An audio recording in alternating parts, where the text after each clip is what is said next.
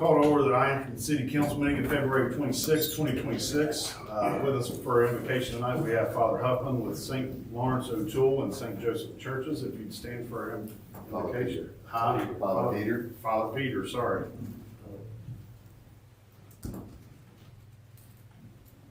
Oh, I didn't read the whole text area, I'm sorry. Yeah, I just saw Huffman. If you'd stand for invocation, remain standing for pledge of allegiance immediately following. After prayer or before prayer? You make prayers. Oh, okay. In the name of the Father, and of the Son, and of the Holy Spirit. Amen. Let us pray.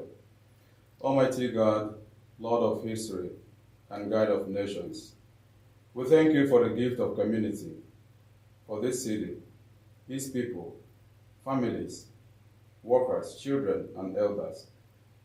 You have entrusted to us the sacred task of stewardship. As the psalm says, unless the Lord builds the house, in vain the builders labor. So tonight we ask you to build with us.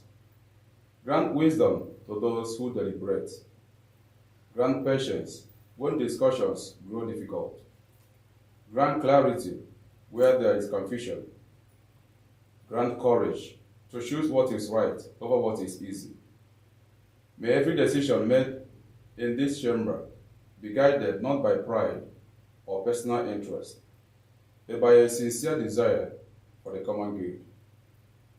Bless our first responders, our teachers, business owners, public servants, and every resident who calls this city home. Help us to remember that our authority is not domination, but service. For the greatest among us is the one who serves. Let justice and peace meet in our policies. Let compassion temper our judgments. Let unity prevail over division. We entrust this meeting to your providence. May our work tonight contribute to a city where dignity is protected, opportunity is shared, and hope is made alive. We make our prayers through Christ our Lord. Amen. Amen. Our Father, who art in heaven, Hallowed be thy name. Thy kingdom come, thy will be done, on earth as it is in heaven. Give us this day our daily bread, and forgive us our trespasses, as we forgive those who trespass against us. And lead us not into temptation, but deliver us from evil. For thy kingdom, the power, and the glory forever. Amen. the Lord be with you. Almighty God bless you. In the name of the Father, and of the Son, and of the Holy Spirit. Amen. Thank you, Father Peter. I Pledge allegiance to the flag of the United States of America and to the republic for which it stands, one nation, under God, indivisible, with liberty and justice for all.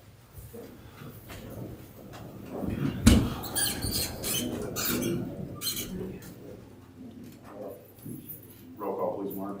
Brown. Here. Haney. Here. Harvey. Here. Hawk. Here. Klein. Here. Scott. Here. Here. Next on the agenda, we have the approval of minutes from the regular council meeting of February 22nd. That would be the 12th. Okay, so we got a typo on the agenda. We got February, regular council meeting of February 12th, 2026. Do we have any edits, additions, omissions of those minutes? I'm seeing none. Those minutes will stand as approved.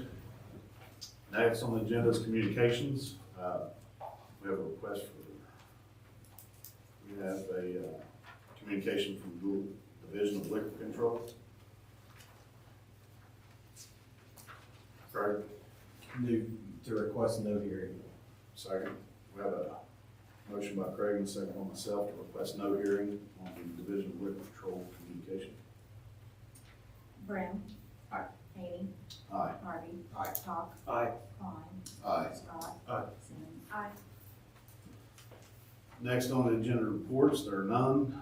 Moving on to audience participation. If you'd like to step forward to the podium, please state your name, address, and you will have 5 minutes.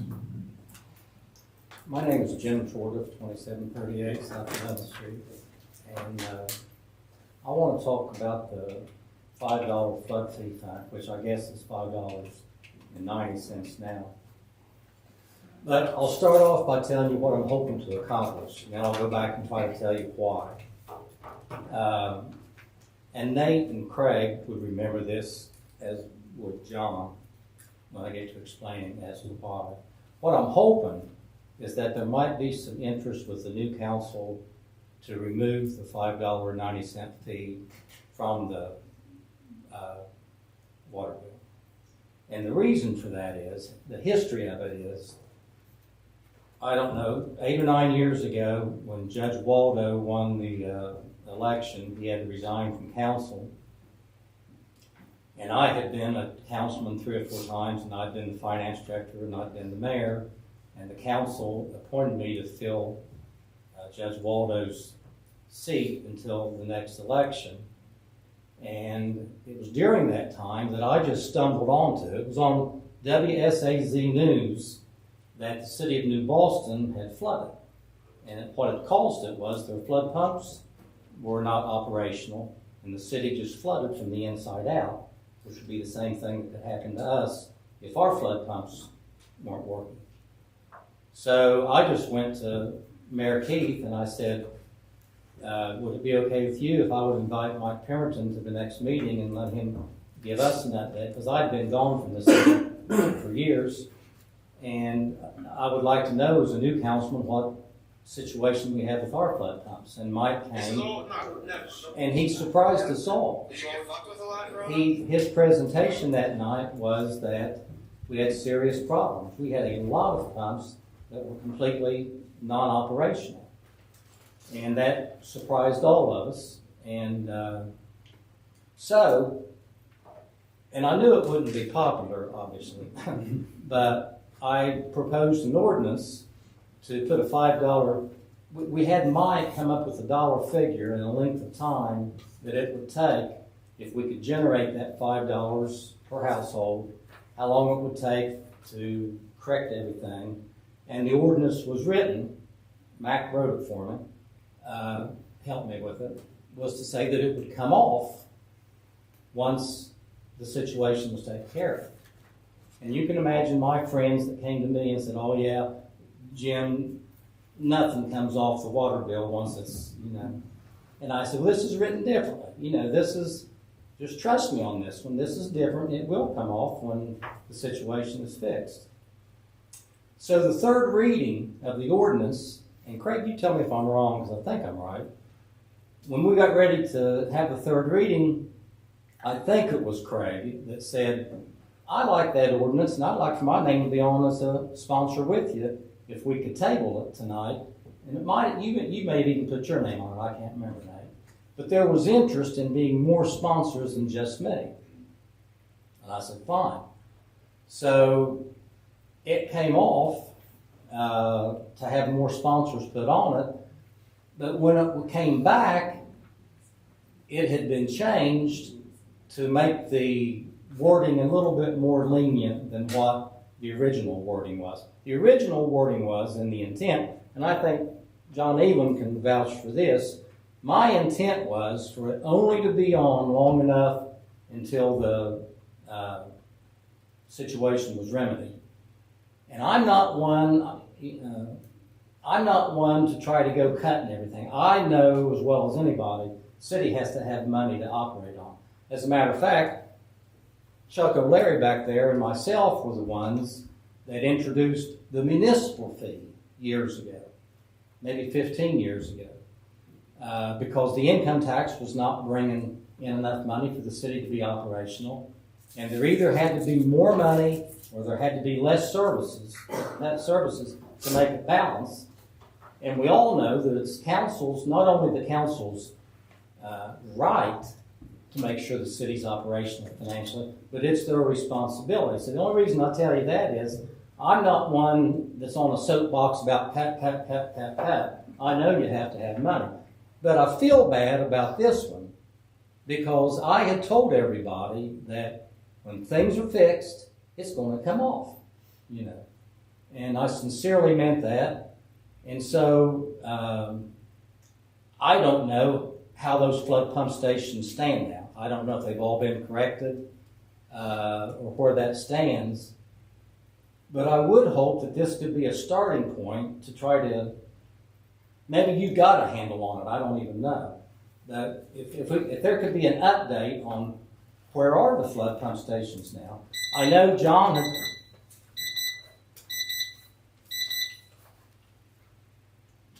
Nate? I'd like to talk to Jim, kind of address some of these things and then be able to have him. Yep. Okay, all right. I understand. I don't remember there being a clause on there once it was finished or once everything was taken care of, that would fall off. But I'll go back and check and take a look on that. I will kind of give you an update of what I know as far as what that is being used for. That fund goes directly into Fund 9, which we established, which is just for capital improvements for the flood department. It's not used for salary, it's not used for, other expenses.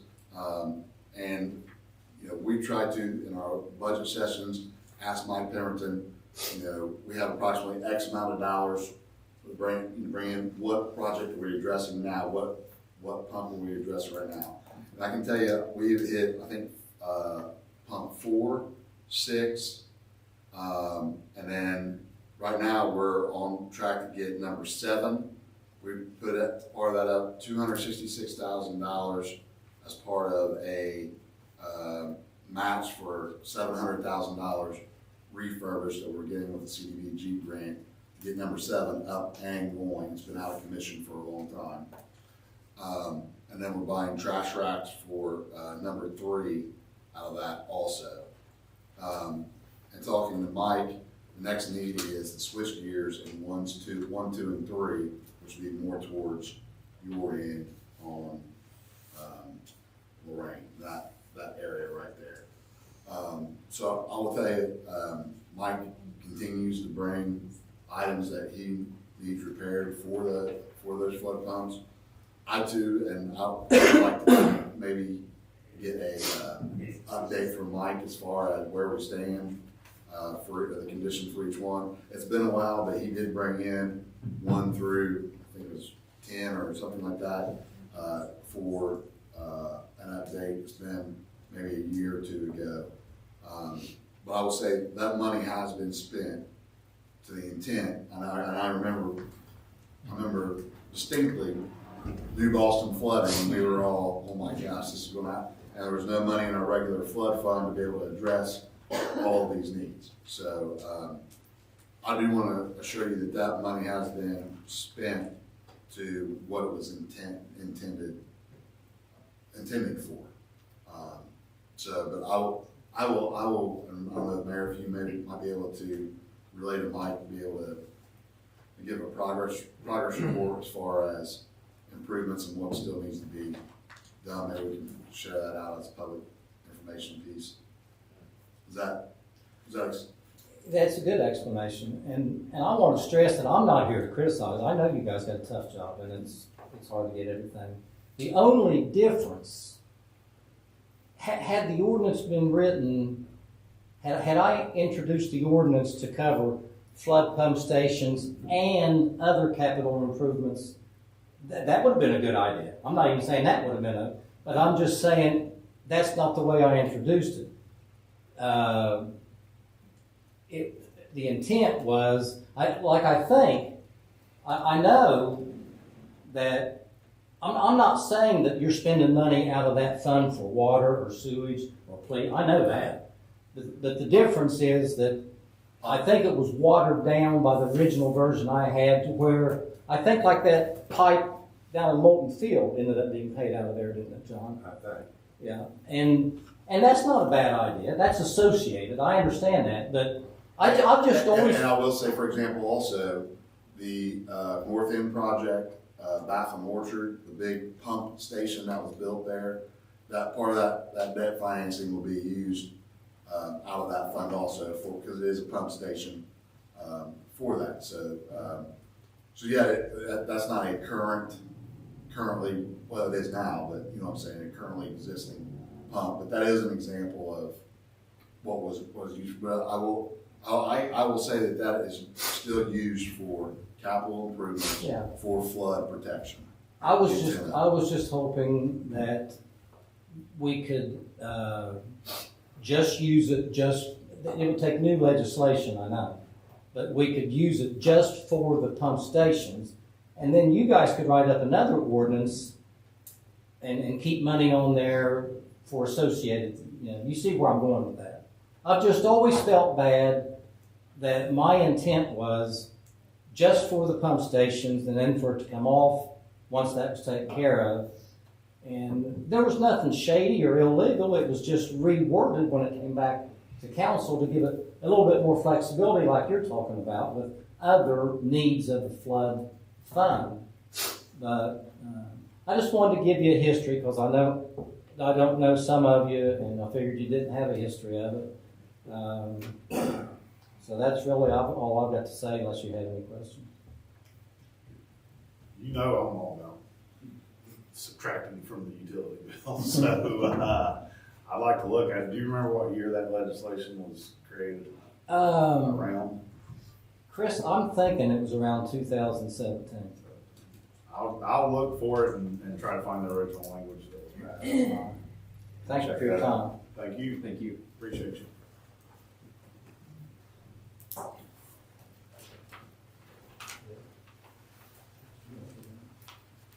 Good evening. My name is Sue Lunsford, and I'm with the Lawrence County Museum and Historical Society. And we came to ask for your help. Nicole's going to give you a paper for each one of them here that each one of you to take and keep.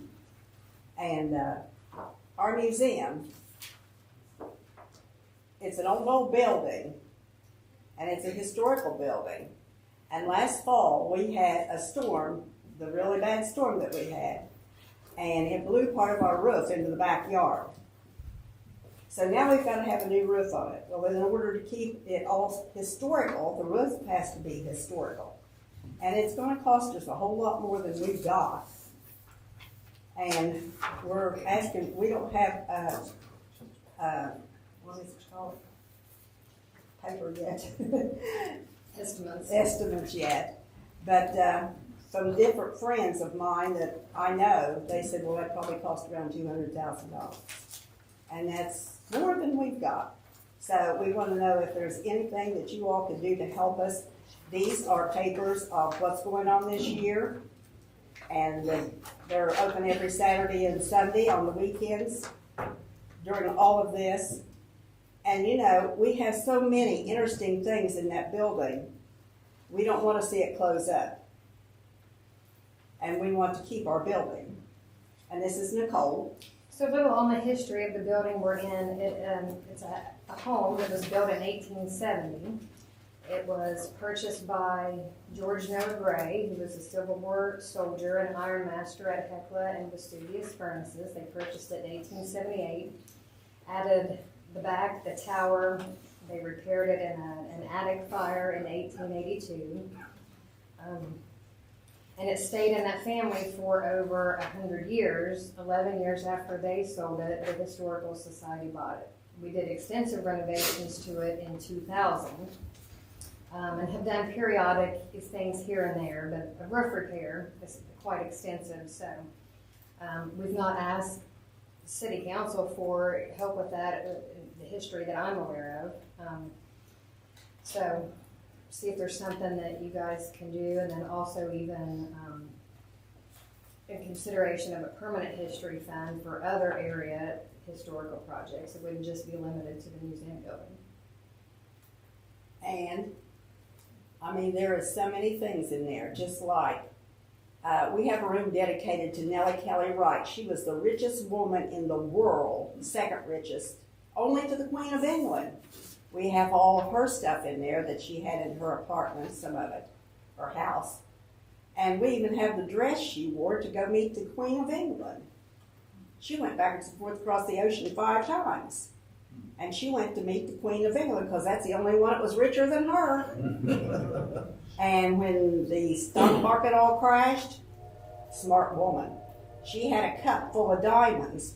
Every time she needed money, she'd cash in a diamond. She'd still be on her, have everything she wanted, So, I mean, and we have the desk that was John Campbell's, the founder of Ironton. We also have his telephone. And we had a group from school come not too long ago. And the phone, the docent was telling them the phone was there on the desk in I think it was like 3rd grade. And she looked at that phone, that little girl did, and she looked at that phone. She turned around to me and she said, "That's not a telephone. It don't have none of them round things or no buttons on it." So the Historical Society celebrated 100 years last year. We do a lot with the local schools and other civic organizations, youth groups. We're still partnering for the Underground Railroad Freedom Tour that's still ongoing. And so you guys have our event calendar for this year. We invite you to stop by, check it out. We'll give you a tour, probably some coffee and cookies. That's true. That's true. Thank you for your time. Thank you. Yes. Oh, excuse me. Thank you for coming to speak. Well, you're very welcome. Did she leave an extra diamond or anything? For No, I didn't. I'm just joking. I went to visit if she did. Okay. I do have a question. I'm not trying to sell you insurance, but do you guys have insurance? Yes. Is it insured? It's just I mean- deterioration from over time. But yeah, we do. So it wasn't really caused. So the Specifically wind, by the wind didn't, I thought you said the wind blew it off. Yeah, from the. It did some. It's not enough to cover the whole roof. What that got was a little bit of gutter repairs in the porch. It wasn't enough for the whole So roof, you've already had a settlement with the adjuster with that? Yeah. I think. I don't know if they finished it. They were Okay. working with it last we heard, but it wasn't the money that we I needed. think what that got was limited. Yeah, it was just Repairs. the porch and stuff, yeah. Well, do you know what type of coverage you had on it? Did you have a replacement on it, or did you have an actual cash value? No. Okay. She's our president, All so right. she knows more than I do. Okay. We pawned that on the trustees. You guys. Okay, I'm just curious, yeah, I'm just curious the coverage you have. If you have a replacement on it, it should be replaced at the, okay.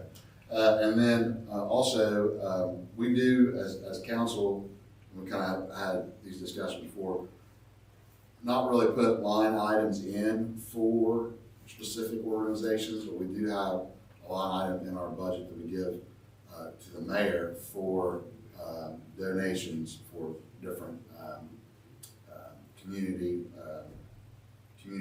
organizations, so forth. So I encourage you to speak to the mayor as far as that goes. And I really appreciate you coming in. I love the museum. I've been in there, and it's great. And thank you for coming. If you find one of those diamonds, let us know. If we want to talk about insurance sometime, give me a call. And not that I'm going to sell it to you, but as far as taking a look at your policy. We can take a look and review. Yes. Thank you, Nate. Thank you for your time. Thank I you. was going to say the same thing Nick did. I would probably definitely check out your policy and see, because that doesn't sound right if you had coverage on that. I'd definitely review that. And is John Rankin still running the home? Yeah, the Ghostbusters say that he is. I've never seen him. Yes, We have ghost hunters in from time to time. That's what I've but heard. we just don't want to lose our museum. I I agree. Yes. I appreciate what you guys do with it. Thank you, Craig. Thank you. I'll stay here for this one. Hello, everyone. Thank you for allowing me to speak. My name is Roger Lauren. Nicole knows what I'm here for, and also Mr. Johnson in the back there is aware of what I'm talking about.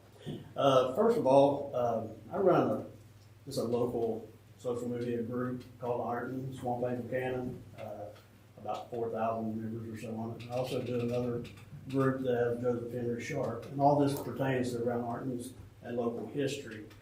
Probably for the last 10 years, I've probably dedicated 10 years of my retirement into local history. And anyway, as I've done some of my Civil War research, something that I noticed that kept coming up was, let's talk about the guard building, or the relic room, or the memorial hall, okay? So as I kept reading and what it actually represented on behalf of the whole county, not just the city of Ironton, how it memorialized the Union soldiers. And there's a whole list and a whole history. You could write a book on what all went on from 1895 or 1891 to its present time. But nonetheless, I'll give you just a little bit of history back, We know the GAR started in 1866, and it consisted of about 500,000 members at that time, and they were to represent the Union soldiers, not the Confederate soldiers, but the Union soldiers and all their families. So throughout the county, we had, I don't know the exact number of posts, but all the posts actually kind of congregated at this location, this facility. But what we come to find out was, in history, with this being our 250th anniversary of the United States, we come to find out that our ancestors kind of left us a treasure to say at that location. They left us a time capsule in that building. So a year ago, I contacted Nicole and Steve Schaefer and also Dan, and we went down there and we walked around the building and thought, well, let's see if we can find this time capsule that was left there. Well, last year we didn't really find anything because we were thinking a cornerstone, a first stone. But as we continued to study and learn and research history, we come to find out that there was 3 ceremonies that took place pertaining to that building. There was a groundbreaking. Then halfway through, there was an actual presentation of the time capsule. We found the contents of it. We know exactly what was in it. So it's pretty exciting as far as that goes. And then we know later on they had a ceremony when the building was completed. So anyway, none to say, last week we got together, Steve Schaefer and I thought, well, what would it hurt just to kind of take a metal detector and see if there's anything in this one stone that stands out from the rest of them. So what I come to find out was this one stone is about probably 6 foot off the ground, and it's in between the 1913 flood mark and the 1937 flood mark, about 6 foot high. So anyway, I had an individual I know is probably one of the best treasure hunters I know around here that has probably the best metal detector, and I had him just come and just scan it. Doesn't affect anything, but and as soon as he scanned it, like I said, it went off like a banshee. And it picked up, a lot of copper contents in that. Originally, I thought maybe it was an iron box, but actually it ended up after researching that time frame, everybody used copper boxes and they would solder them and seal them up. Which kind of gives us hope that there's something there, even though the 37 flood mark was above it. We're hoping that, that box is still contained and possibly survived with that.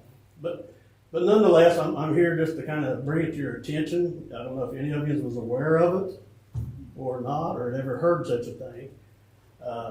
But this being our 250th anniversary, I think this year is the perfect time to bring that out. We're about 34 years behind schedule, actually, because usually they brought them out in 100 years. Now that box contains, we know for a fact it contains brochures from every post throughout the county. We know that it has poems. It has a flag in it. It has a banner. It has some awards, I think, or medals. It also has some coins and stuff in it. And it says that there's also numerous newspaper articles also. So they pretty well filled this thing completely up. So like any time capsule, you don't know what's in it until you actually open it up. So it's a mystery and it's a surprise. But to my knowledge, if you look back and you start researching time capsules, I don't think there's ever been a Union time capsule ever presented to the public. We know that there have been some from Robert E. Lee and a lot of the Confederate soldiers in one time capsules, but as far as one specifically for Union, this could very well be the very first one. But as the building also is deteriorating, with this being the 250th year, what do we have to lose by trying to get it out and see what's in it? Yeah, most of what I've researched on a lot of the time capsules and the stones, usually there are different stones from the rest of the stones. There are sand cut stones to construct the building, and usually it's a masonry casted stone for time capsules. And usually the top of them are hollowed out and they'll place that brass box or copper box in it. So my next thought is we know probably with about 75% that there's definitely something in it. So my first thought is the next step is going to be a real simple process of just putting a camera in there to see is it still there, or had somebody in the past took it out. But we do know the building burnt twice and had been flooded, and so there's really a lot of lost history pertaining to that whole building. So anyway, I wanted to see if you guys are on board. I know it's not just city only; it's pretty much county-wide. But the interest could really be something that would be great for the public. I have a question. Good. Can you remove the box without damaging the structure? Or? Right. That's a good question. That's one of those things where we'll have to get a stonemason in to actually look at it and tell us what the safety process does. The ones that I've watched online and stuff, 90% of them are from churches. Yeah, 90% of them were on separate foundations and stuff. But now they did when they put them in a foundation like that, the sides would either remove off of them, and I've seen some of them where they've actually just cut a hole and pulled it out.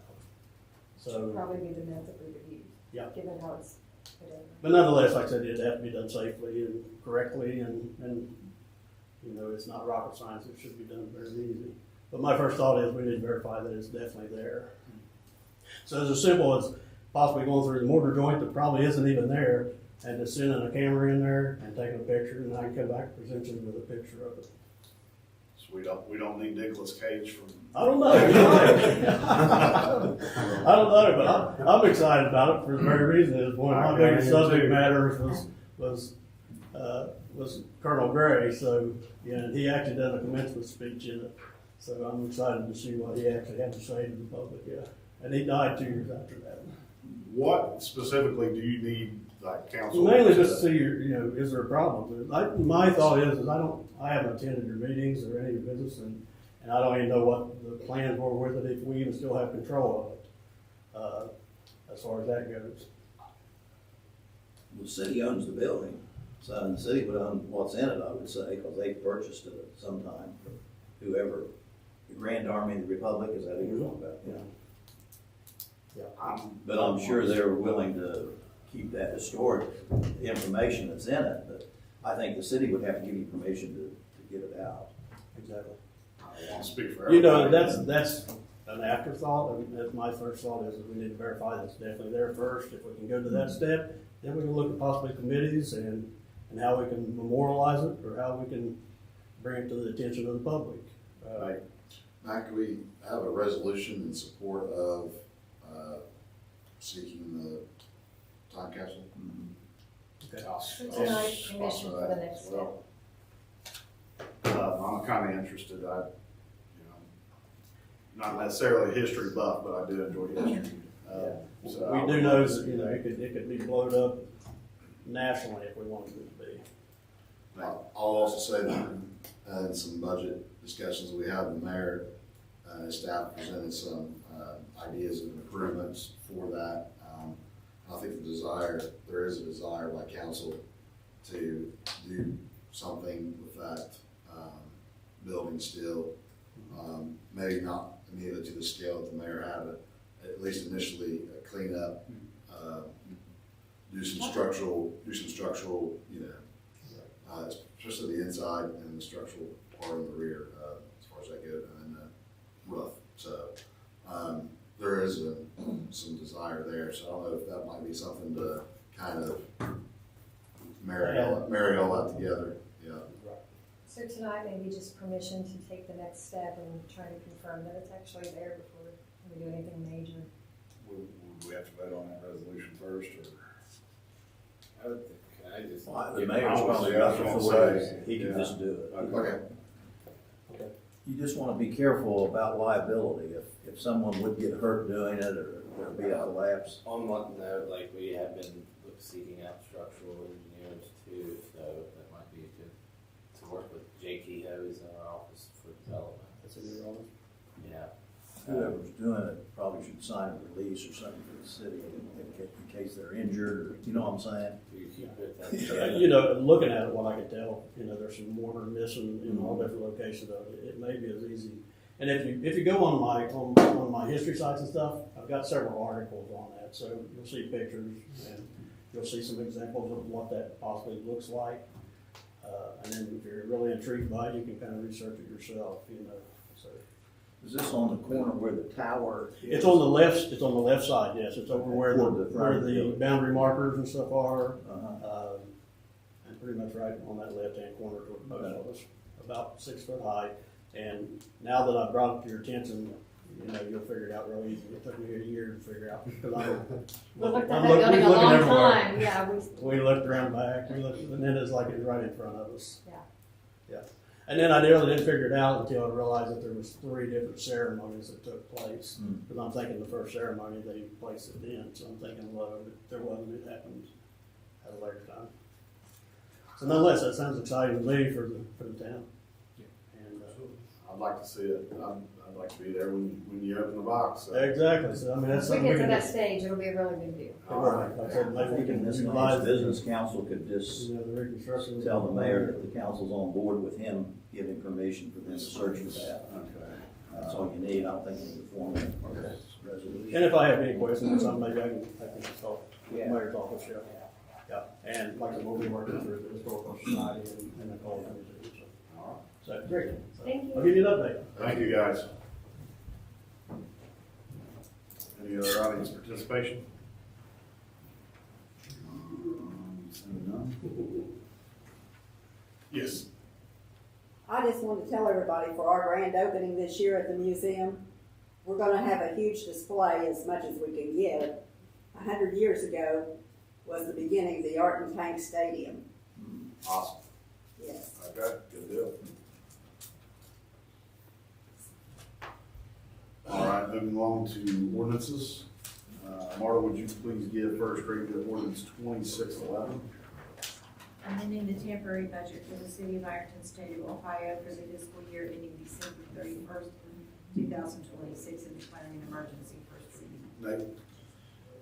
I'd like to mention that ordinance 2611 received favorable recommendation from the finance committee. I'd also like to make a motion to suspend the rules and give ordinance 2611 second and third reading by title only. Jacob? I'll second that motion. We have a motion by Nate and a second by Jacob to give ordinance 2611 second and third reading by title only. Roll call, please. Brown. Aye. Haney. Aye. Harvey. Aye. Hawk. Aye. Klein. Aye. Scott. Aye. Simmons. Rules have been suspended for ordinance 2611. Marta, would you please give that second and third reading by title only? Amending the temporary budget for the city of Ironton, state of Ohio for the fiscal year ending December 31st, 2026, and declaring an emergency. Second reading. Amending the temporary budget for the city of Ironton, state of Ohio for the fiscal year ending December 31st, 2026, and declaring an emergency. Third reading. Nate? I'd like to make a motion to adopt ordinance 2611. Jacob? I'll second that. We have a motion by Nate and a second by Jacob to adopt ordinance 2611. Roll call, please. Brown. Aye. Haney. Aye. Harvey. Aye. Hawk. Aye. Klein. Aye. Scott. Aye. Simmons. Ordinance 2611 has been adopted. Marta, would you please give second reading to ordinance 2608?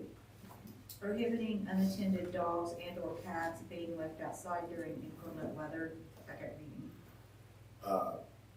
Discussion. Troy, I think I looked too far into that. I appreciate you putting this together. I just want to go ahead and as presented. I think it's good. You did a good job, so thank you.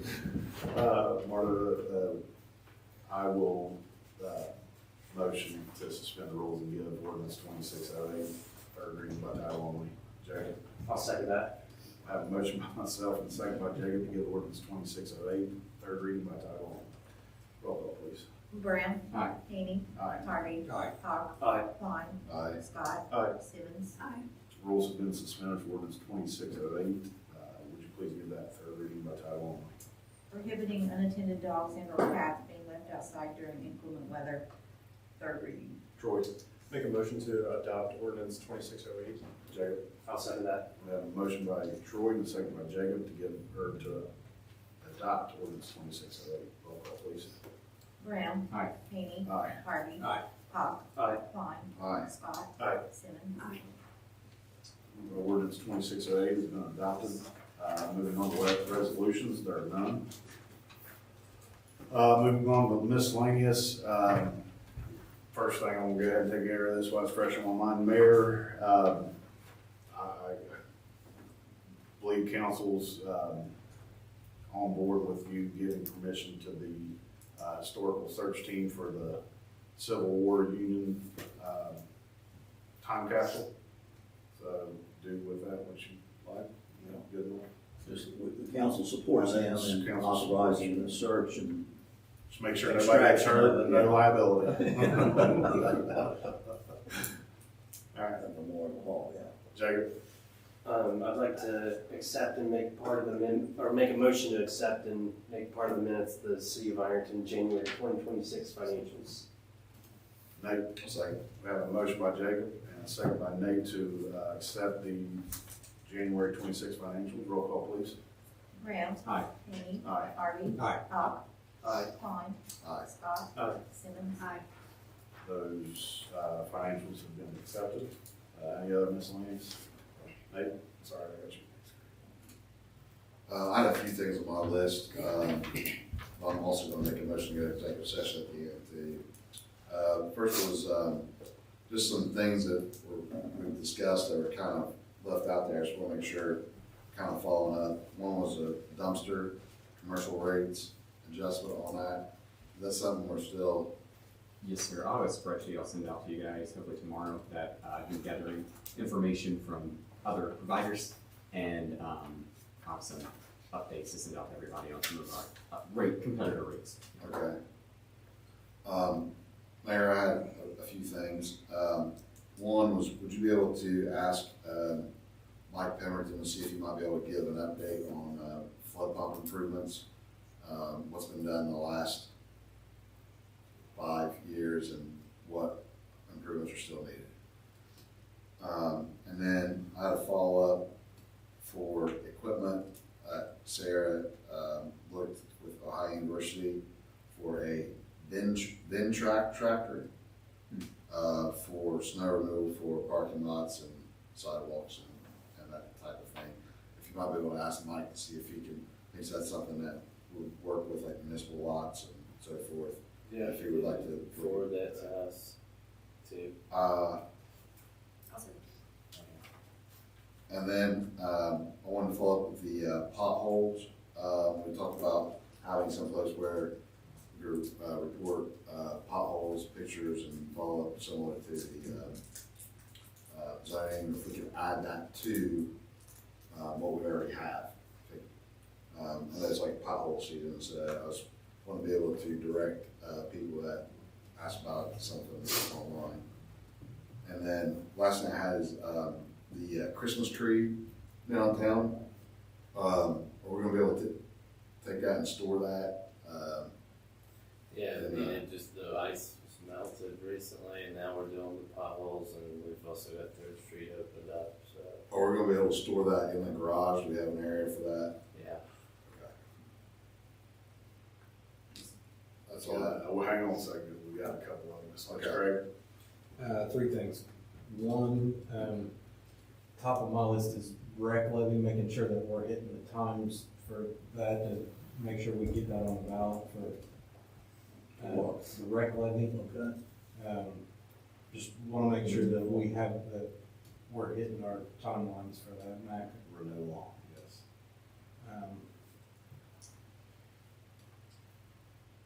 And I don't recall when the things have to be turned in and that kind of thing, but. It's like 90 days. 90 days before the general election. Okay. So we're not up against a May deadline, we're up against a November deadline. Okay. Makes me feel better. The second thing was that ordinance 2607, I was gonna go talk to the Ironton Board of Education. They changed the meeting on, I think just to avoid being named.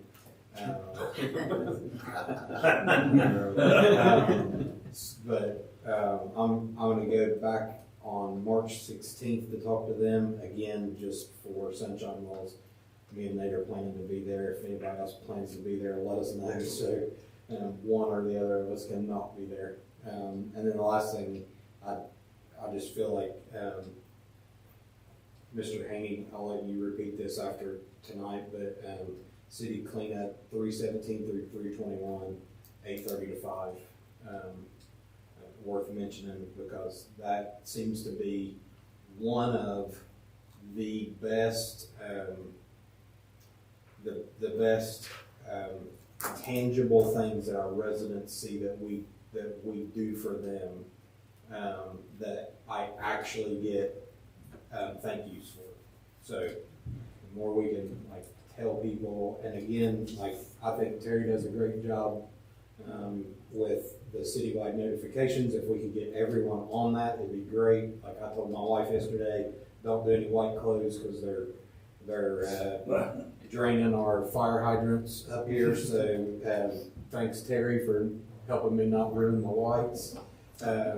But that's one thing, and then our city cleanups. I think that the more we get the things out that are tangible, that people can see and do, and know that those are services that they're paying for, the better. And to Jim's point tonight about the flood pumps, that seems to be the only levy that we don't have any trouble with, because I think the residents in Ironton realize how vital it is to our community and not winding up like New Boston. And I recall all of those discussions, and I didn't want to just tag on, but also too that our flood pumps and pump stations and infrastructure is from the 1940s. And so if it was built today, we may not have to invest as much money in the re-up as we do when they built things right, but they don't build them right anymore. So we have to find them from 1940 and replace them with 1940 parts, or have to recreate those parts. So it is a little more difficult to find those things, and so that was also part of that discussion. I wish Jim would have stuck around. I think that's why we did some of the rewording, was because the switch gears specifically, Mike was looking on Amazon and looking on eBay trying to find parts and from other Midwestern communities that may have extras. So it's difficult to replace those things, and when we do find the replacements, they're fairly pricey. So anyway, just wanted to mention that. Was there a special meeting called on those two ordinances that were sponsored earlier? There's not one right now. Do we need one? When can everybody get it? Is that something we could discuss further tonight while we're all here during miscellaneous? Just so that we could build consensus while we're around the table? I mean, Nate sponsored legislation, you sponsored legislation. There's really, do we need to discuss it? We've got two pieces of legislation being prepared. I think you just meant when. My thought was we could, I guess my thought on the discussion was basically our pieces of legislation are the same pieces, just differing amounts. And so maybe if we could get some transparency on what people are thinking, we could gain consensus, and I would be willing to retract mine if it, or maybe we can meet in the middle so we could determine our path forward and have one piece of legislation. I feel like that's a straw poll, right? Well, I think you can discuss it. Okay. Yeah. Okay. And not take a vote on it. Yeah. Just on my portion where I'm proposing the by ORC, that was the intent, and I feel like that was the intent when we passed it in 20. One, of course, consider COVID, all the inflationary costs that were coming about. And then two, I feel like we as a body don't do a very good job coming back to address things that are there. So, not like the state of Ohio, and Ohio addresses those dollar amounts annually, and how it's reflected based on purchasing that out of that. So that's my thinking for the ORC, just like it was in 20. Sure. So That's what I thought was passed in 2020, was just keeping up with ORC. Mac, do you think it's better just to put ORC guidelines in there and repeal the rest? Well, you could say that, I would say that you could just do an ordinance that says the mayor is allowed to spend up to the ORC bid limits without council approval. Is that what yours was saying? you said we needed something to replace that amount in F1. So that's what I'm saying for that. So the ordinance could repeal F1 and then put in the new amount. And that's ORC, yes. up to the ORC bid limits. and make it retroactive back to whatever the limits were throughout the years that the expenditures were made. So what? Well, I mean, because I was kind of like Nate, I was under the impression. Well, and that's really what I was 2020 coming did. for. I thought that, I didn't realize that it wasn't in the language that way. Do we have, I mean, do you, well, you wouldn't happen to have the legislation from 2020, would you? Because I think this can all be avoided if we can find the legislation for 2020. Mark, do you have a question? No, okay. No, Terry, I asked her to look at it one more time, but I was only talking to Matt and Brigham about it. I think it's written that way. That's where, like, even if you do it again, I think what happened last time is it was intent. But when you just put bidding in there, it repealed the last ordinance too, which reverted everything back to 01, I think, from 08. And it didn't specify the council approval limit part of it. So you have to add that into it. Craig, you were probably finance chair at that time. Do you remember that legislation at all? She's going to get it real quick. While we're waiting on her, Mayor, I do have a question. Did they finally, because I saw Cruz on Third and Pleasant, or near Third and Pleasant, did they find an issue, or is that just a water break? There's a bunch of water line getting replaced because we found, we at least know that it's not, every time we dig up like that, we don't replace that whole line. But the actual what's causing it all is kind of still being. That was a pretty big problem when I went and buy it, and I was like, oh boy. I'll let you get from my web. I just asked about the when you guys want to meet, just because like until that gets decided, we're gonna be stuck at almost unoperational. Right. And Well, like I said, that's what I thought 2020. and you would need everybody to be on board, I would think too, because otherwise it'd take another 30 days from that.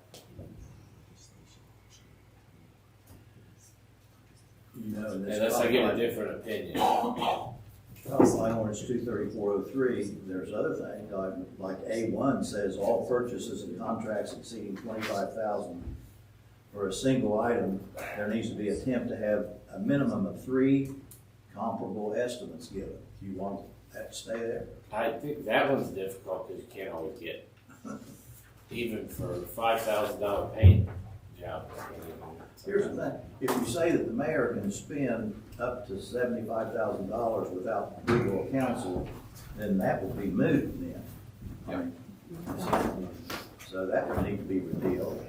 And then the next one says, all purchases and contracts exceeding $50,000 for a single item, you take that out.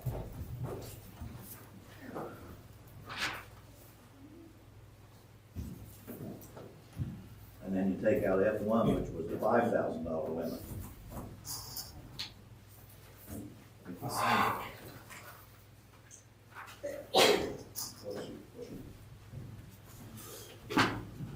I signed it, but Nate's problem. Yeah, This is all admitted. Yeah. yeah, the long delays and all the increased cost parts is really what it was. I mean, it's not Authorizing right. mayoral purchases and bidding are 2 separate things. Yeah. Which is, I don't know that it's addressed in ORC since their statute, I think that's part of the charter, the city has established its own procedure for what council approves. So, Yeah, so just to explain a little bit of my thought process behind that, it hinges on two big things. One, I think more transparency, the better. So the more that we are able to have, at a reasonable amount. Obviously, it needs to be more than 5,000. I definitely believe that. But the more that we are in the know on what's being spent, I think it helps us be better representatives and better council people. Just to have the knowledge of where we're spending those higher dollar amounts. And I think it's also good for the public because those things are being discussed in a public setting. So it allows more transparency on that. It's number one.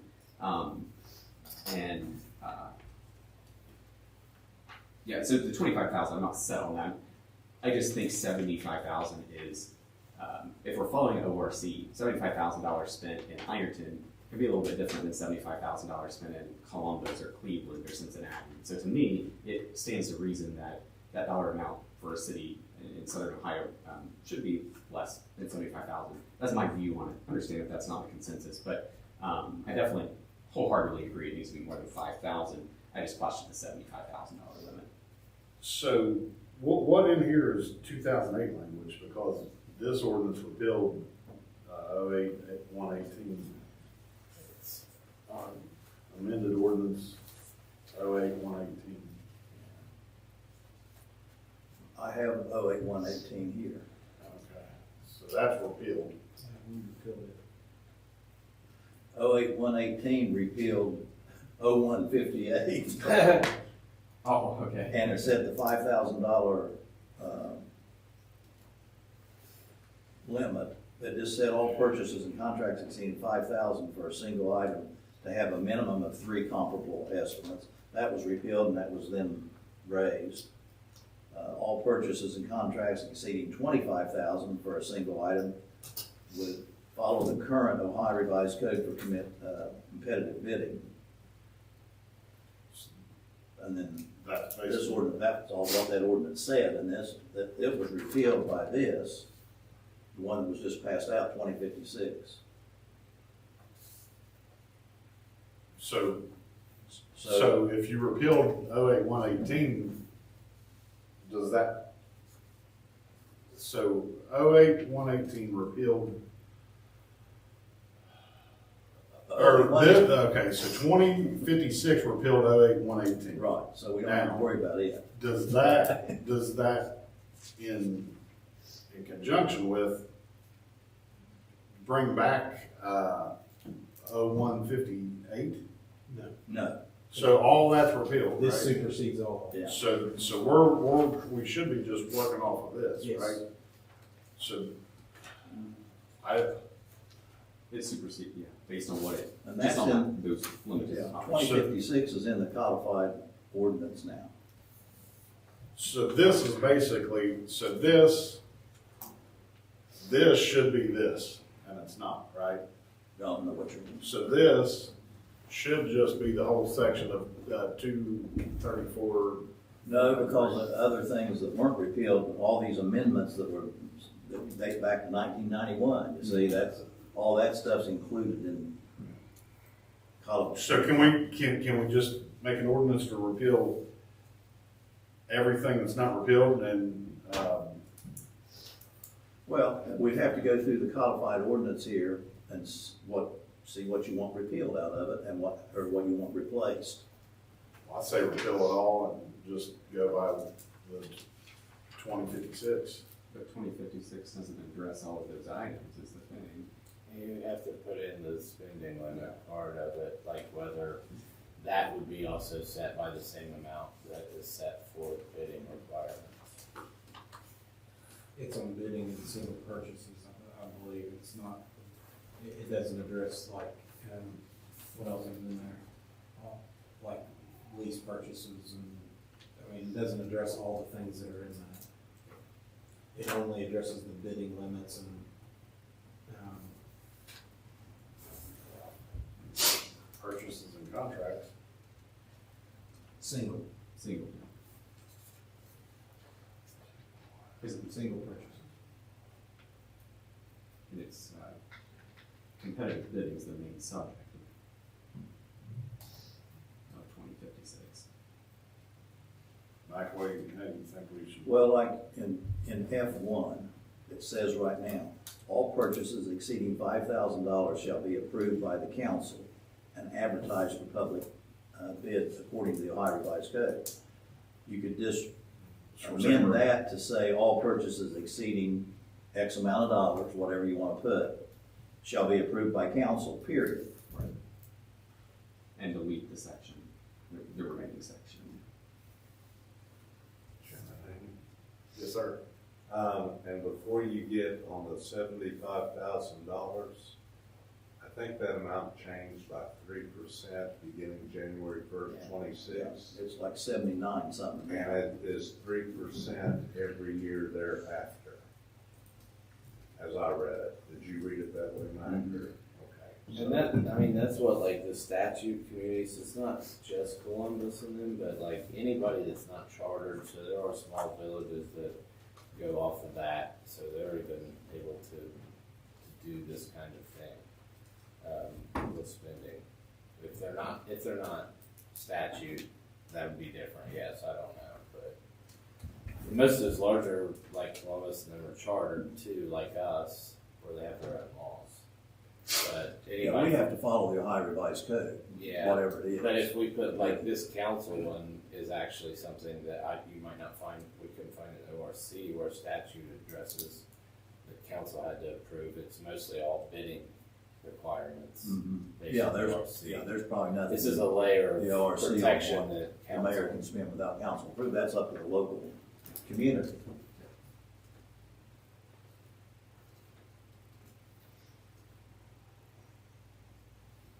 Robbie? Curious to hear if any other members have input on that dollar amount and thoughts around it. My input doesn't really have anything to do with the dollar amounts. It has to do with the knowledge of council. Whether that be the mayor addressing council in miscellaneous, or whether that be the finance director letting us know finance meeting. I just feel like there are sometimes that people ask us about purchases or things that are being spent, and I don't know anything about it. And while I understand that I don't have the 100% knowledge of every dollar that's spent without going through and looking for it in our spreadsheets, I feel like when like $50,000 or $75,000 or $77,250 is spent, like that's something that we should at least know about, like a FYI. I'm not hung up on the dollar amount as much as the information. That's my part. I echo that. That's my thing. It's not about control as much as I think it helps us be informed citizens, and it helps us better communicate with our citizens when those questions are asked. Sarah? If you need an amount, is there anything wrong with the amounts already listed in 2056? Does everyone think that those are acceptable? Are they up to date with? Do we want to tie it to the same increases? What is it that increases are tied to? Yeah, the consumer price index. Do we want to attach? Well, I would say if we do any increases, it would be what John said, what the state legislator has. 3% per year, yes. And not tied to CPI, but, I think that number is released annually by Ohio, what that will be, so. so basically, what we're saying is, we could do ORC, but just if it exceeds, what amount does everybody think is pertinent to know? If it exceeds that amount, because we'll just go with ORC and then say, but if it exceeds this, we expect either the mayor, a mayor designee, or the finance director to, in a timely manner, within I think days or a week, 48 hours. This was passed to be able to conduct business. Right. And it was originally $25,000. And so, I mean, I think if it's in excess of that, we should at least get an FYI. And it doesn't have to be in writing. It doesn't have to, I just would like it addressed in finance committee, in miscellaneous, and I don't care who it is. Like when those dollars are spent, whether it's John or Sam or whoever, if it's in excess of that, I think that it's something worthy for us to know big big purchases, big bidding, I mean, So Matt, can we amend this to say, What I would say, the codified ordinance that has F1, all purchases exceeding $5,000 shall be approved by council, repeal that, okay? And then replace it with whatever language you're wanting, that any expenditures over whatever, okay, I'm gonna say 25,000 or 50,000, whatever you want, needs to be, however you wanna say it, addressed to council through finance or something. I mean, where they know that, where you're aware of it. it's actually down there. On Mac, H. It's actually down there in H. It says the finance director is hereby directed to keep the finance committee informed on a timely basis of all purchases that were issued equal to or exceed the amount of $1,000. What? Damn it, John. John? $1,000. hey, you're gonna be busy for the next 15 years. That needs amended too. Yeah. So, That needs to leave it. but that is, that's kind of the language that I was looking for, just something to say. What's the dollar amount that you wanna be? I think $25,000. So that would But be, pretty much do that anyway, like when I'm going Yes. up and saying, and then I'll also say, do you have any questions about the budgets that I may have overlooked because I'm like, well, heck, they already talked about that and they knew that this was coming up and here's your 25,000 or 80,000 or whatever. I'm under the assumption that, well, I don't need to explain that to you because you all are the ones that told me to put it in there. Yeah. So I don't want to pat myself on the back too much, but I think that I certainly come to council meetings and finance committee meetings as an open slate to say, hey, and this is what you're getting, and clothing allowance was based on 5/12 of a month. Bad budget number because we pay it at 100% when we pay it. I mean, I honestly tried to give a pretty much overall explanation, and the other things, like I say, well, that's $180,000. Yeah, you all just approved that, and I had to make the budget amendment to pay for it. So I honestly, I may fail, but it sure isn't intentional. That wasn't any slight to you, John. Except for you haven't been telling us about anything about that. Yeah. But that wasn't any slight to you or the mayor. Like it's again just a like feeling like oh, that seems like something I should pass along. yeah, so you're saying that FYI part, or Yeah. what is the limit on Yeah. what? Again, I'm not hung up on. Expensed without approval, because that's really what. That needs to be there. The charter doesn't give the mayor the authority to spend a dime, okay? Yep. So legislation has to do it. Yep. Right now, the legislation says he can't spend more than 5,000 without your approval. Yeah, I don't. So if you just repeal that, then there's still no legislation authorizing him to spend money without council approval, unless you want to say anything under the bid limit required by the Ohio Revised Code, he can spend without council approval. And anything over 25,000, the finance director has to inform you of. But the mayor, he can still spend up to whatever amount you say without, we have to say that. You see, there has to be legislation giving him that authority to spend X amount of dollars without your approval. Bobby and Nate. Okay, so real quick on that, I think part of our responsibility with appropriating is playing a role in those decisions. With that said, I think most of the time, these aren't going to be contentious decisions. I think most of the time these would be easy passes. However, if it is something that needs further discussion, I don't think that's a bad thing. I don't think we should abdicate that responsibility. And so I like the number 25,000. I think that's a reasonable number. I think that would make sense for us to still approve, not just be aware of. We need to be aware of, I think, 100%. Don't disagree on that. But I think we should also give it that stamp of approval as part of our responsibility as legislating and appropriating. Nate? I just want a clarification, Mac, we can do F1, we can do not to exceed the amount bid load for Ohio Revised Code for F1. And then change H, instead of $1,000 to $25,000. The finance director will need to inform, finance committee. And then, That's possible, right? yeah. Okay. And Is then there anything else? A1, which says all purchases and contracts exceeding 25,000 need to have 3 comparable estimates. You want to leave that there?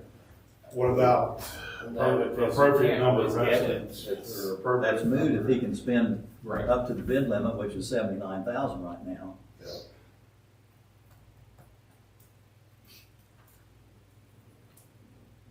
Could that also reflect, Ohio Revised Code language?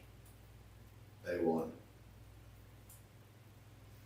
Well, 3 bids is No, more you- so the problem you can't just- there. You have to get bids then. Yeah, but even with the quotes, you can't always get 3 providers as well. As, I mean, as you're well aware, the issues Kevin Wood's been having with finding people to do our projects. When we get grant money and we only get 1 bid, I mean, I sure don't wanna be stumbled by that 3, or stumbling over that 3 bid rule when, It's 3 quotes, so that's like under the bid, but you have to get quotes. Like, and we try to do it anyways, just because we get the best price on anything. But it's hard to always get 3 yeah. on just given a particular thing. Oh, I was gonna say on A1, like it's an attempt to have 3. Well, no, I think it's a single item attempt needs to have the 3 comparable estimates. So the item would be the Oh, I see what attempt, you mean. and the minimum, but it needs those 3 estimates. You might not get 3 of those. I know, yeah. You could leave that there. What does that language mean? This, that you're supposed to make a good faith attempt to get 3 comparable Okay. estimates. I don't read it. You may not be Fine. able to get all of them. You see what I mean? Yeah. So we don't have to have, you're saying, reading this, we don't have to have 3 estimates or 3 bids? This is just giving direction that he needs to attempt to get 3 comparable items, if anything, over 25,000. I don't read it like that. No. It says a single item attempt to have a minimum of 3 comparable estimates. But it doesn't, attempt isn't the verb, it's the item. The item is the attempt, right? Anything over 25,000. Well, I think when it was written, the bidding, when it was written, though, the bidding requirement was 25,000. If you think about it, so it probably is kind of not the same anymore. Like, because that was written when the bidding requirement was 25,000. It's the action order, right? That's participle. So Mac, you're saying repeal F1? If that's what you want to do. You're still giving him authority to spend without your approval up to the bid limit, which is 79,000 now.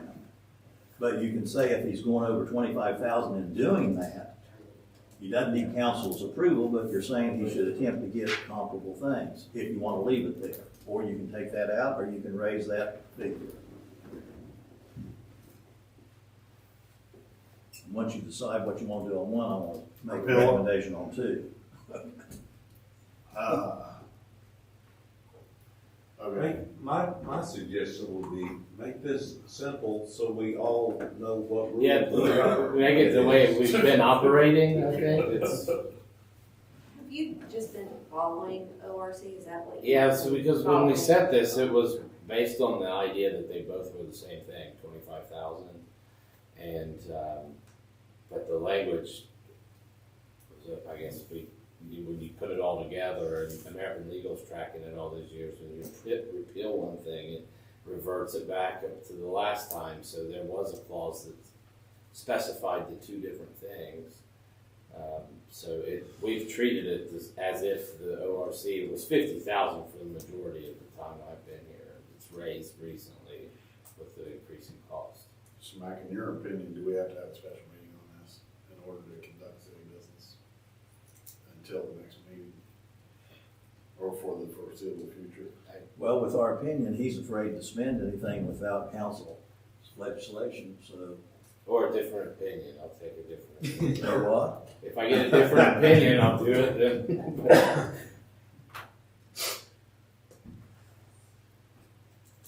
So what is your practice now? Do you get comparable estimates? We've always treated it as, like, cause that was what we were, you know, 'cause that was really, I mean, it goes right back to like when we were purchasing fleet vehicles and then telling us, if we have to bid this, it's gonna be about 38,000. We got these trucks for $20,000, these brand new Silverados, which that doesn't happen anymore, but that was the whole purpose of saying we can't be competitive in negotiating anything at this point in time because most things are more expensive now. Correct. Mike, is there anything comparable legislatively to a TRO, like a directive that doesn't have to be an ordinance that we could, in miscellaneous right now, we could give the mayor and finance director a directive passed by council to continue practice as is until our ordinance is able to be discussed in a council meeting on an agenda? I'm not sure the legality of it. I mean, you could try. It's not like you guys would be objecting then to him doing it, but I mean, I don't know if some person, the taxpayer may. I'm not going to though, unless there's something that's. But I'm saying, like, so that they can conduct city business, are we able to give a directive? I don't think so. No? Okay. I was trying, Chris.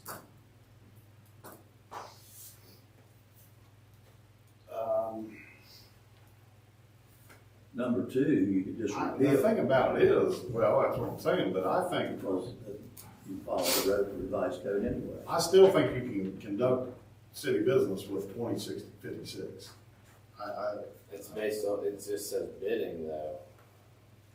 And if you look at our codified, that's where it made it more like clear. When you look at the codified, it follows, it adds in those separate ones. Whereas we all thought it was the same thing. And it wasn't. There was another section that was part of an older ordinance. When you repealed it, still just reverted back to another ordinance. From the 90s. So can we add purchases, contracts, and bidding, competitive bidding to 2056? Can we amend? Which one? Can we amend 2056 just for the title to say? Well, without It's you add incorporated the in council this, approval this part is to what it. we need to deal with, the codified, because it has parts of all different ordinances that are still in existence.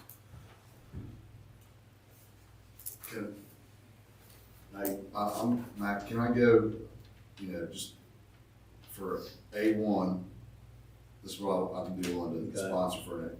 Keep it the same, because you said that's an intent thing, okay? Mm-hmm. For 2,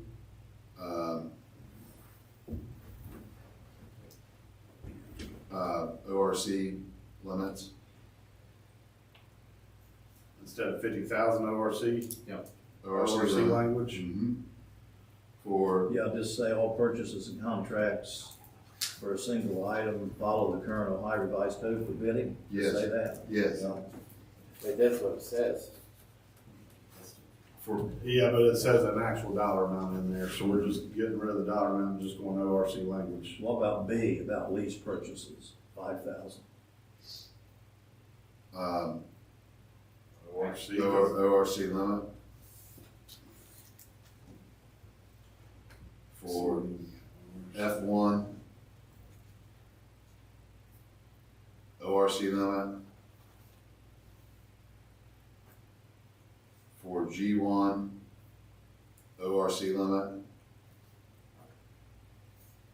For H, $25,000.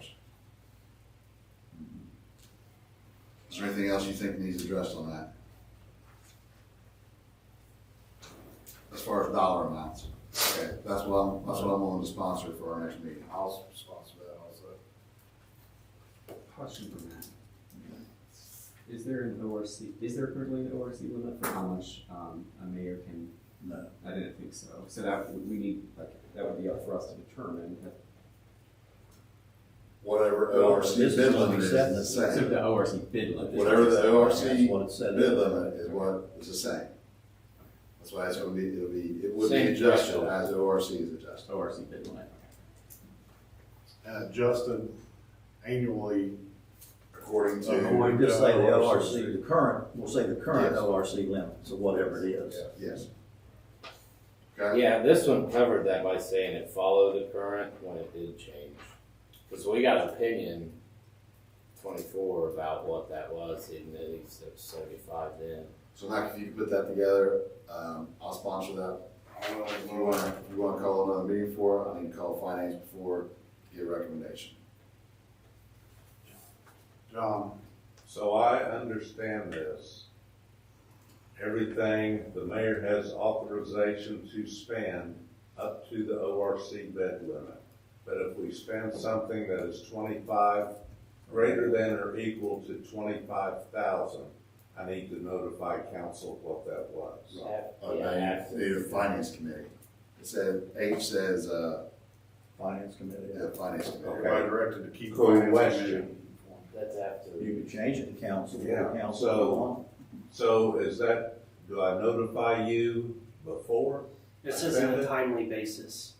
So I can notify you after I spend it? Timely basis of all Doesn't matter purchase, if it's before or purchase after. orders which are issued Okay. that are equal to or exceed the amount of $25,000. All right, thank you. So do you want the finance committee to be informed or the whole council to be informed? I think he could just do it in the finance committee meetings and then I think that would So be just leave fine. the finance committee. Yes. Do we need to put a retroactive on this? Yeah, probably. Put a what? Retroactive. Again, I don't know. Like retroactively, I know Max Right mentioned back to that. 08, retroactive to the 12/11/08. So no purchases after, Well, I think they were operating on 25 56 before me. 2056. Well, I was gonna say because we're all basing everything off of the legislation from the 01. If you amend 2056, does that make it? We can't. Sorry, pass. Oh, Robbie? So I think this last thing I'll say, I really do think we shouldn't abdicate that responsibility. And I think 75,000 or 79,000 is too high a limit for a city of our size. We don't operate with state budget type of money. We operate with small city type of money. And so I think 25,000 for us is a lot more than 79,000 for some cities. And so I personally think 25,000 should be the maximum. And that's what I will be able to confidently support. I agree with the retroactive clause though, and for the retroactive clause, we would need to keep that up to the 75,000 since that's the way we've been operating. So I will continue with sponsoring legislation for up to, with all the things we've discussed, except on F1, an amount of $25,000. And then we include the retroactive clause for up to 75,000 retroactively. Mark has a Yes, just one comment. Robbie, with all due respect, you keep saying big city budget, small city budget. We don't get small city expenses though. That's the only comment I want to make. John, am I correct? They don't differentiate We're going to be bid our against expenses Columbus because we're and small city. Cincinnati for We certain still get the things. same cost. If we buy it in Columbus or we buy it in Ironton, we're paying. I mean, and I'm not, like I said, I'm not saying that to be disrespectful, I'm just saying. It's a good point. I agree because, I mean, if it's the state of Ohio, any city or municipality within the state is going up against our bids, and we're trying to get the best, we're trying to be fiscally competitive to get the best deal possible. Robbie? Yeah, I completely concur with you, Mark, and I think that's 100% true on many items. I also just think there are definitely some categories that service work, or just, there are definitely some things that's not going to apply with perfectly. So I think it might be 90% of the time that's the case, and I think those are easy approvals, right? I think it just allows us to, one, be more informed, and then also just have that voice in those decisions. Craig? My lingering concern still remains with the operation of the day-to-day with the city. And so, like, I mean, are we at a screeching halt with anything? Everything is below 5,000, above 5,000. Does that include payroll? I don't know it's not an expense. Purchases It's not a purchase. is what Mike But where does said. payroll get approved then? I approve payroll, so like, where does it No, state that it wouldn't you approve payroll in the ordinances? No, this is just purchases. But you said if I didn't have that part, I wouldn't be able to spend anything, right? For purchases, What about not payroll. healthcare insurance? But where does it premiums? say that I can do payroll without approval? That's a good one. You do, we're purchasing healthcare within our, so that'd That's be true. included, correct? That's $200,000 a month. Close enough to say it's $200,000 a month. Was that bid out? Yeah. Well, No. no, it wasn't bid out, it was Negotiated. whatever, it was approved. By council, actually. But under that logic, Yeah. wouldn't we have to be, if that's the case, under that logic, wouldn't we have to be approving that every month, and we're not currently doing so? I would say, yeah, the benefits actually are already approved by council, salary resolution, union contracts, I don't think that would. Medicare, all that. Yeah. That makes sense. There's a healthcare council passed Yeah. ordinance approving that amount Exactly. with whoever it was up around. But it would, nothing else, other. Go back to utilities, that's. So, well, that's another thing, what, I mean, utilities, It could be anything in a given week. Like, we wouldn't have been able to get the snow plows on the fly. fuel, like that, stuff you like know. that, that's what I'm saying, I don't know. So in your name, So you want to make it what's- retroactive back to 08, did you say? 2020, so, did you want to do? Yeah, 2020. 2020. That's what I was assuming that, what we're operating off currently. September 10th of 2020. Is it on campus? 2020. Yep, September 10th of 2020. Mayor, you're saying you need a special meeting? That was be at the 5,000 spending limit. Want everybody here Monday? I don't know what happened on Monday yet, but I'll find it, I guess. Greg came Tuesday, Wednesday, Thursday. You'll need at least 6 here to pass it as an emergency, yeah. Can 6 people be here Monday? Robin, Sarah, Corey. Monday at 6. Well, the thing about it is, it's going to pass an emergency, and it's probably not going to, so. Yeah, do we still have conflicting legislation Yeah, on that? we will. Okay, well, yeah, then, yeah. When's the first day everybody can be here? When are you back in town? I'm going Wednesday through Friday. On work trip. I'm not Monday, Tuesday. Well, I have to proctor College of Nursing exams at 6 o'clock. Saturday, Saturday, the March. district What about finals. tomorrow at 7:32 p.m.? It's got to be 48 hours. At 7:30? Saturday. 24 hours, isn't it? Yeah, 24 hours. I'll send you for it. Saturday? Saturday, we're not good. Nope. It's got a 24 tomorrow night. What about Saturday morning? This Saturday is fine, just not next Saturday. Saturday? Saturday's my kid's What birthday. time? Oh, yeah. Sunday? Jacob's out Saturday. It just depends on what time it is though, because the birthday's, His birthday's on Sunday. he's a leap day. I guess, yeah. We just got. You guys celebrated on March 1st then. If it was 21st. That'll throw off the zodiac God, sign. you explain that to me. We didn't really have birthday Saturday before birthday parties and ball games and. Oh, nice. Early Saturday morning. Saturday, what, 10 o'clock? Can everybody be here Saturday at 10 o'clock? 10 will work for me, yeah. With bells on. Saturday the We 28th. can't, but you guys take care of it. Birthday party's at 2. Hey, Kevin used to bring donuts and coffee when he called Saturday morning. I'm not, I'm not calling. I'll bring your donuts. You guys are calling Saturday. The 28th at 10 Oh, a.m. gosh.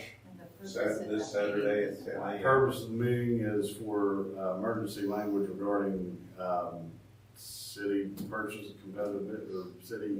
We'll get the ordinances prepared and you just put that on the agenda. That's what the special meeting's for, to consider the 2 ordinances. What number, do you know what numbers they'll be so I can send it to one after Schaefer? I didn't know. So, but what I'm saying is for the purpose of the meeting is to discuss. Bid limits and spending limits. 26, 12, and 13. Purpose, okay, so Saturday, February 20th. 12 and 13. 26, 12, and 13. Do what? Those are the legislative numbers, 26, 12. I'm just going to say, we're calling a special council meeting Saturday, February 28th at 10 o'clock in council chambers. Purpose of the special meeting is legislation regarding spending bid or Limits. spending bid limits, Just limits. spending and bid limits. I would say we consider ordinances 2612 and 2613. That's Do we know those? Yeah, I'm going to prepare those. Okay. So, Just say that. You and Nate are 12 and Robbie's going to be 13. purpose of the meeting Right. is to discuss ordinance 2612 and 2613 Which will be attached to the Discuss agenda. and possible adoption. and possible adoption. Jacob? I just want to say I'll sponsor 2612.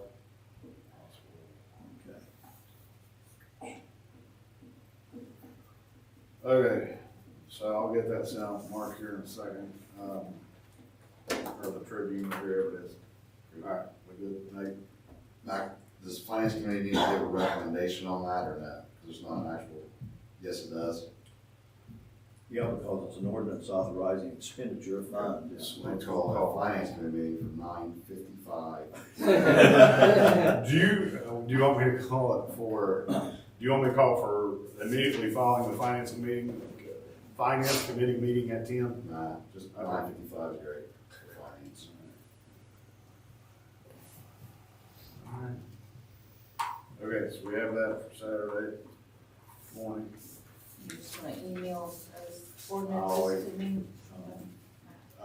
Matt, can you email those ordinances out? Yeah, we'll get them out tomorrow morning for you. All right, Nate, no, we're done with miscellaneous. Make a motion to go to executive session and discuss property, litigation, personnel, and contracts with solicitor, mayor, finance director. No action followed. Jacob? I'll second that. Motion by Nate, second by Jacob. Enter finance. Oh, I'm sorry. I want to Enter add, executive session. I need to add Mark Dickies also in that. And I'll second that. Jacob, second. Roll call, please. Brown. Aye. Hany. Aye. Harvey. Aye. Hawk. Aye. Klein. Aye. Scott. Aye. Simmons. We are now entering executive session